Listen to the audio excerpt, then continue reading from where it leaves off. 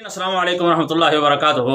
आज मुझे जो कहा गया है वो ये कि खुशी यानी जो कपूरे होते हैं उनके हार्मोन्स बनाने के लिए कोई नुस्खा बताया जाए। दरअसल ये जो हार्मोन्स होते हैं क़ुव्वत बा में इनका बहुत बड़ा दखल होता है, ये खून में शामिल होते हैं तो इंतशार पैदा होता है और जितना ये ज़्यादा हार्मोन्स होते हैं उतना ही ज़्यादा इनके अंदर इंतशार के अंदर ना क़ुव्वत पैदा हो जाती है।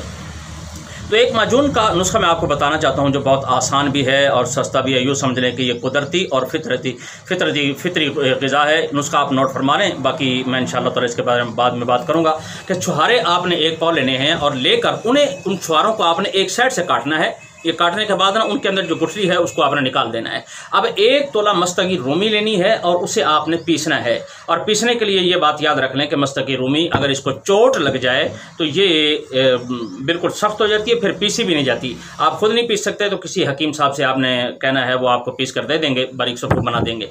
अब ये 1 तोला को आपने जो 1 पाव छुहारे हैं इनके अंदर आपने एक चुटकी डालनी है और 3 लौंग जो हैं ये भी आपने उनके अंदर डालने हैं और उनको धागे से लपेट देना है। उनको बांध के फिर आपने 1 किलो दूध के अंदर डाल के उनको पकाना है। दूध इतना पकाएं कि दूध खोया बन जाए। जब ये खोया बन जाए तो आपने ऐसा करना है कि उनको निकालना है, धागा उतारना है। उतारने के बाद ये जो छुहारे हैं इनको आपने किसी चीज़ में कूटना है।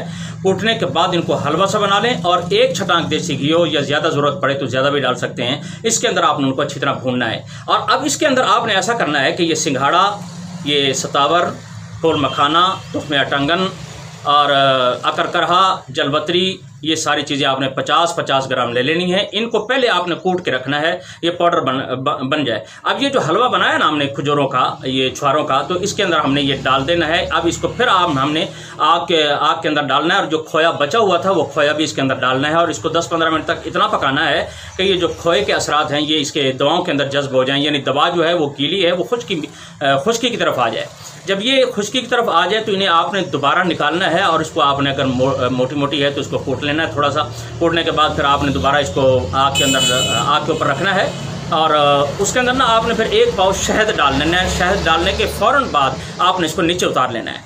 बस ये इसको फिर आपने अच्छी तरह हिलाना है, फेंटना है। ये माजून जो है ना ये आपकी तैयार हो गई। अब आपने घर वाले जो चम्मच है ना, 1 चम्मच सुबह, 1 चम्मच दोपहर, 1 चम्मच शाम, ये आपने इसको खाना है। ये माजून जो है ये खुशियों के अंदर हार्मोन भी पैदा करती है और खुशियों के अंदर ताकत भी भरती है, मनी पैदा भी करती है और मनी गाढ़ी भी करती है और सटैपना खूब से खूब तर कर देती है।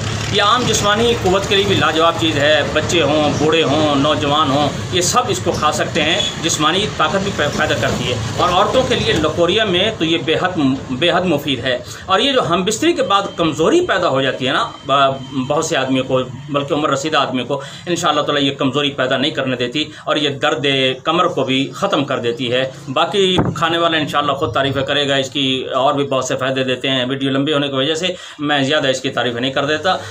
हकीम सनाउल्लाह को इजाज़त दीजिए। आखिर दावाना अल्हम्दुलिल्लाहि रब्बिल आलमीन। अस्सलामु अलैकुम व रहमतुल्लाहि व बरकातुहू।